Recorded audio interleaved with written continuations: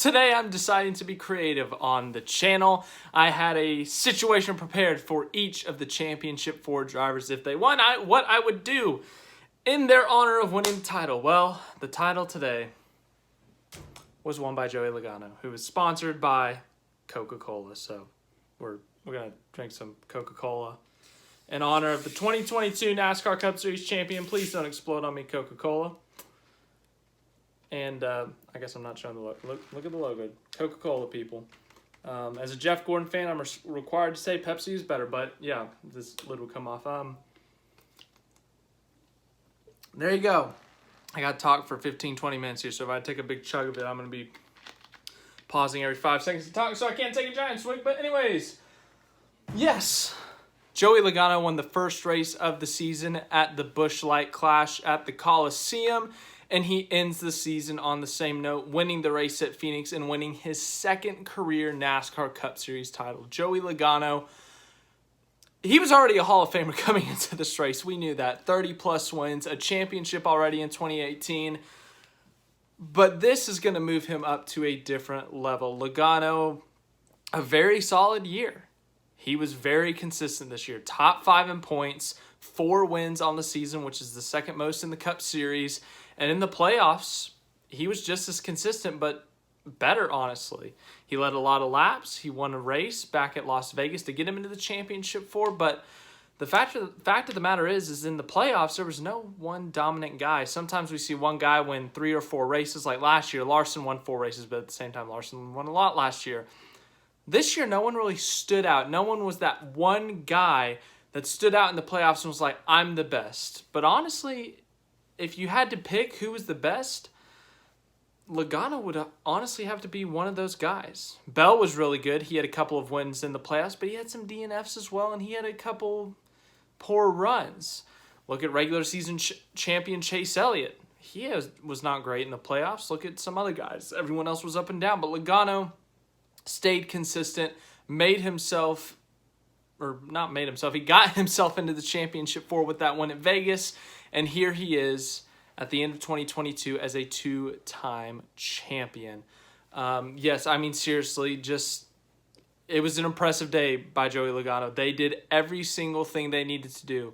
Logano, I told you guys in my preview, the way Joey Logano was talking, how confident he was. That is why I picked him to win the championship. And turns out I was right, actually, because he didn't just talk about how he was going to get revenge for messing up in 2020 or having those problems in 2020. He went out and did it.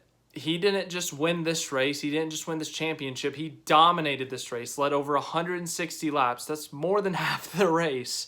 He was the best car all day long. He was up front for the majority, as I just said, but also when he got back in traffic, he was able to make some moves. He was a little bit worse in traffic, but still able to make some moves and get back up to the front. There were some different strategies at times, different calls on pit road, and sometimes Logano had to fight through it on the track, and he did just that.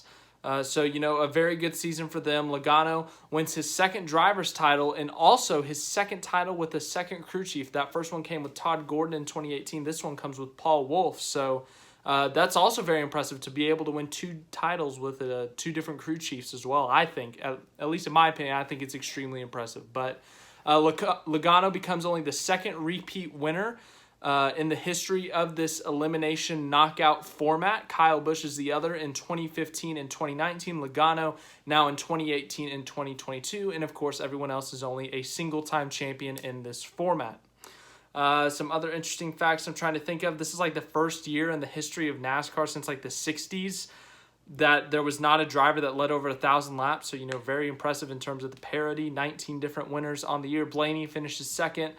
Came very close to getting that first win of the season. But also on top of this, Logano wins the race. So he not only wins the Drivers' Championship, but he wins the Owners' Championship for Roger Penske. So all in all, great day for Joey Logano, the 22 Shell Pennzoil.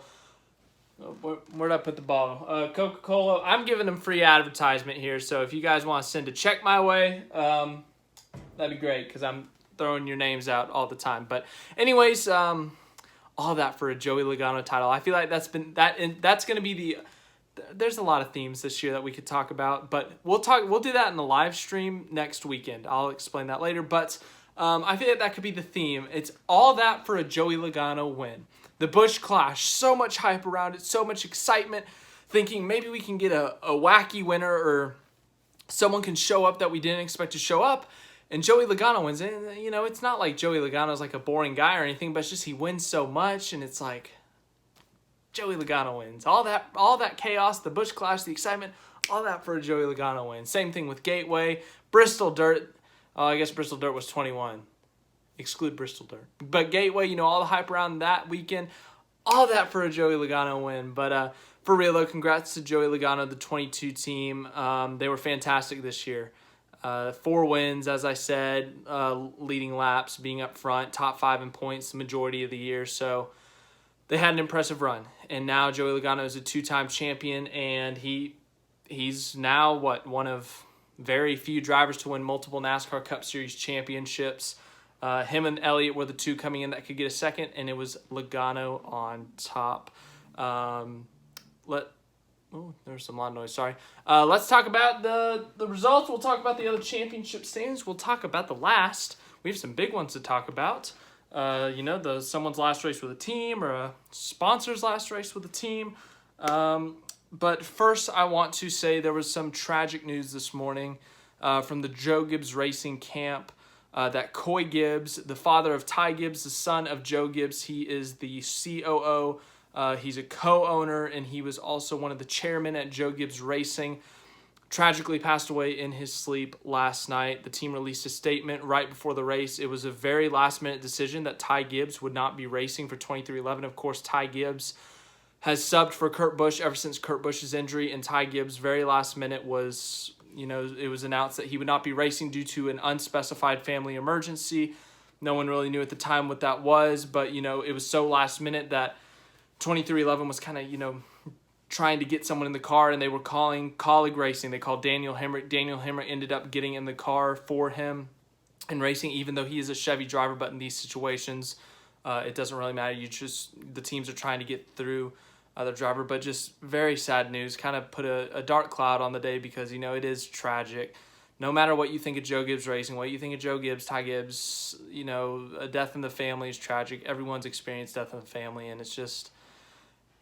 it's sad, and it was so sudden, but, Coy Gibbs, he did, one of his last memories was getting to see his son win a NASCAR championship, and right now I really don't care what you think of Ty Gibbs. Coy Gibbs got to see his son win a championship before he died, so very tragic news from the Joe Gibbs Racing camp, but, I don't really know what else to say other than, praying for the Gibbs family. During this tragic time, everyone was talking about it throughout the day. Logano, after the race, former Gibbs driver, had said he was thinking about the Gibbs family as well. Very classy move from him.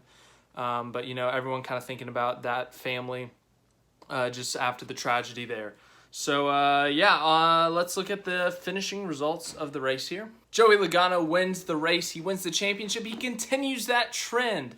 If you win the race in the Cup Series championship finale, you're also the champion. I thought today was going to be the day that streak ended, just with how many different winners we've had this year, how many different guys we've had up front. We came close with Blaney, but, Logano still won the race, and he won the championship. We've talked about Logano for a few minutes now, but, once again, continuing to write his name higher up in the history books. They called him Sliced Bread. That's his nickname because he's the greatest thing since sliced bread, but very talented driver. He's only 32. He's still pretty young for a NASCAR driver, so there's a lot more that Joey Logano can do in his career. He's got a lot more wins ahead of him and even maybe a couple more championships, dare I say. Second place, Ryan Blaney. A solid year for him, but he does end up winless. I'm sure on that note, they're a little bit upset they didn't win outside the All-Star race, but at the same time, top 5 in points most of the year. I think they finished 5th in the standings. I could be wrong, but solid year, but the win, not making the championship 4, they need to make that step 1 year. They got to get to the Final 4 1 year. Third place, Ross Chastain. Back in February, Ross Chastain said this in the interview, post-race interview, and I got to agree with him. Back in February, if you told me Ross Chastain would finish 3rd at Phoenix and finished second in the Cup Series championship standings, I would have laughed at you. I expected him to win a race this year. I expected him to make the playoffs, but I didn't expect him to get past the round of 12. I didn't expect him to make a Hail Melon move to make it to the Final Four. Ross Chastain shocked us this year in a good way. He won 2 races. He made a deep playoff run. He made it to the Final Four in his first year with Trackhouse. Trackhouse, only a second-year team. They outdid everyone's expectations for him. Some people had him missing the playoffs. Some people had him just making the playoffs. I don't think a lot had him making it this far. Very impressive second year by Trackhouse and a very impressive first year with Ross Chastain. I have nothing but good things to say for him. You can look back at his controversies, wrecking Denny Hamlin a couple times, getting into it with Chase Elliott, getting into it with Kyle Busch, Martin Truex Jr. But the fact of the matter is, Chastain shocked the world this year. He won some races, he made a deep playoff run, and he made one of the most iconic moves in NASCAR history. Sure, he got into it with Elliott a little bit today, and by the way, that is just a racing incident. It is what it is. Chastain had a really good run. Elliott tried to block it. It was very similar to the Edwards-Logano situation in 16. Chastain's not at fault. Elliott would technically be more at fault, but at the same time, it's just racing, really. It's just how it goes sometimes. If that was like the last restart, I would have been like, oh, no problem. It was a lot of time left, so if I was Chastain, I would have probably given him a little bit more slack, but still at the same time, I don't think you can blame Chastain for that. I really don't. But other than that, fantastic season for Chastain. I don't think anyone saw this coming from him. Great season for him. 4th place, Chase Briscoe. Briscoe won this race in the spring, gets another top 5. Rough year, honestly, until the playoffs. The playoffs, they turned it on. Everyone had them losing in the first round. I had them losing in the first round. Top 5s, top 10s, competing for wins in the round of 8 and almost winning his way into the Final Four. Fantastic year from Chase Briscoe, honestly. Despite the rough, middle third of the season, middle part of the year, they finished strong, and they can carry that momentum into next year. 5th place, Kevin Harvick. I think he tied some record or broke some record for most top 10s at a track in a row.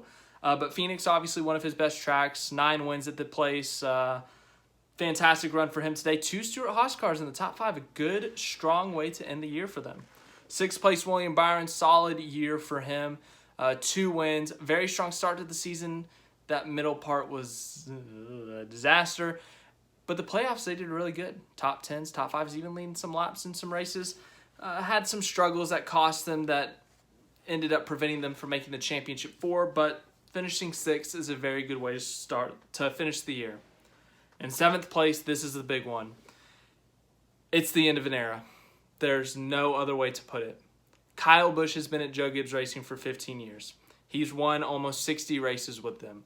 That is up in the top 5, I believe, for most wins as a car owner-driver combination. I'm talking with the names Richard Petty, Jeff Gordon, Jimmy Johnson.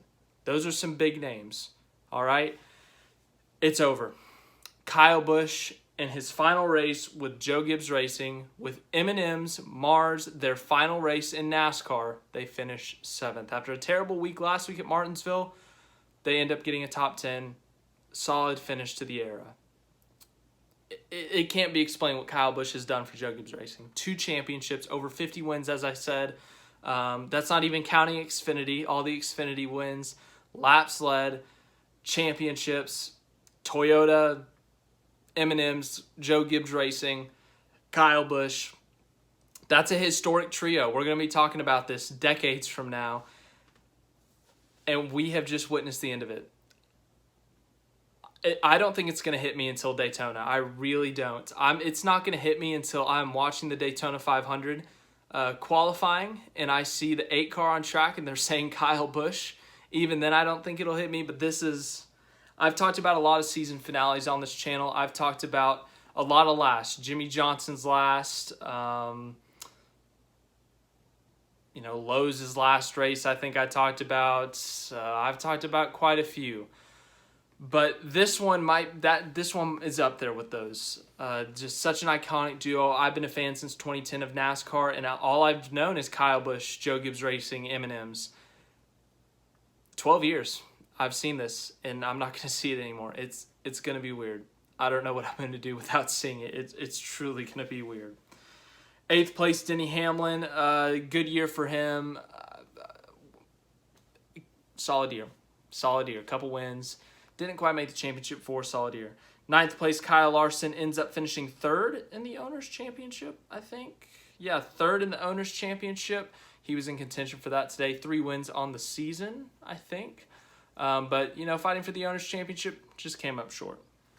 10th place, Christopher Bell. We see 3 JGR cars there in the top 10. Emotional day for him, obviously. Fighting for a championship, all the excitement around it, and then the tragic news that Coy Gibbs had passed and, having to race for him and Joe Gibbs, the whole Gibbs family. But he fought his butt off. He really did. Had a great car. Was the biggest challenge to Logano late in this race. Was a couple of tenths off of him, but a really bad pit stop on that last pit pretty much eliminated them. They were back in the pack, had to fight back through, and unless there was a caution, they didn't have a hope. So 10th place in the race, 3rd place in the standings for Christopher Bell, his first ever Final Four. He's the future of Joe Gibbs Racing. He may be down right now on himself, whether it's the race or, the pit stop, whatever it may be, but this guy's got a lot of success coming. He's got a lot more race wins and maybe even a championship or 2. I got high expectations for him. He's the future of Joe Gibbs Racing. 11th place, Austin Cindric, your Rookie of the Year. 12th place, AJ Allmendinger, going full-time Cup racing next year. 13th, Austin Dillon. That's going to be Kyle Busch's teammate next year. 14th, Eric Jones, fantastic year for him. 15th, Martin Truex Jr. Missed the playoffs this year, hoping to come back strong next year. 16th, Cole Custer. 17th, Daniel Hemrick. Even though he races for a Chevy team, even though he races for Colleague, former Joe Gibbs Racing driver, you got to give a lot of respect to him for literally last minute jumping in this car, getting fitted in the seat, and not racing for this team, not having any contact with the team, communication, anything like that. Hopping in this car, not knowing anything because of the tragic situation, and driving the car to a 17th place finish is pretty impressive. You look at 2311 this year. It has been a hell of a year for them. Look how many drivers they've had. Bubba and Kurt are the 2 primary, but because of Kurt's injury, we have seen Ty Gibbs in that car, now Daniel Hemrick after the tragic death of Coy Gibbs, so that's now 4 drivers. Then we had John Hunter Nemechek fill in after Bubba Wallace got suspended for the incident at Vegas. 2 cars, and they've had 5 drivers. Obviously you don't want that, but they have had an up and down year emotionally for them. 18th, Coy LaJoie, great finish to the year for him. 19th, Harrison Burton. It was a rookie season for him. He had a couple top 5s, I think, but outside of that, it was roller coaster. 20th, Eric Almirola. 21st, Chris Buescher got himself a win this year. Bubba Wallace got himself a win this year. Tyler Reddick, 23rd, his last race for RCR before he moves on over to 2311. Not quite the same as Kyle Busch leaving Joe Gibbs Racing, but they did get themselves a few wins this year. They led a lot more laps than they have in the past couple of years. This was the best RCR has looked, and it's thanks to Reddick. He was fantastic this year. He led a lot of laps, as I said, and he won some races, got Richard Childress some trophies. He moves on to 2311. 24th, Daniel Suarez. Solid second year for him at Trackhouse. He got himself his first career win. 25th, Michael McDowell. Career year for him, fantastic year for him, but he is losing his crew chief, Blake Harris, who will move on to the 48 next year.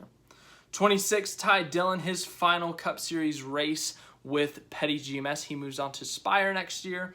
27th, Justin Haley, his first full-time season in the Cup Series. 28th, Chase Elliott. This one's got a sting for him. Led the points almost the entire year.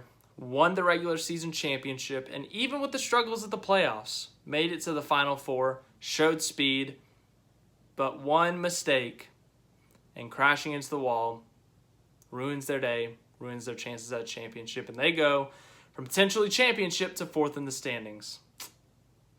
Gotta love this format, don't you? But for real, though, a fantastic year for them. 5 wins, the regular season title. It was a great year for them. Even though they didn't win the championship, it was a great year for them. They come up just short, 28th. 29th, Todd Gilliland, the end of his rookie season. 30th, Cody Ware. 31st, B.J. McLeod. 32nd, Ricky Stenhouse Jr. 33rd, Garrett Smithley. 34th, Alex Bowman. Great to see him back on the track, racing again after his concussion. Wanted to come back. Why did he want to come back? For his crew chief, Greg Ives. Greg Ives in his final Cup Series race as a crew chief. They finished 34th, unfortunately, got in a wreck after McDowell just wrecked him. 35th, Brad Keselowski, rough first year at RFK as a co-owner. As an owner, he actually had a solid year. He saw his other driver, Chris Buescher, win, but as a driver himself, it was a rough year. Got a big penalty, didn't win a race. Ouch. 36th, Landon Castle. For the final time in 2022, that is it for the race. Recap, results. Yeah. I got to be brutally honest. We've had 3 championship races at Phoenix, and they have all 3 just not done it for me. Phoenix isn't a bad track, but it's not a championship track. We have yet to see the excitement. If we're going to have this format, this crapshoot at the end with 4 drivers, whoever finishes highest, you might as well try to make it exciting, a one-race shootout. Make it exciting. Phoenix is not the place for it. I still think we should go to Las Vegas for it with this new car.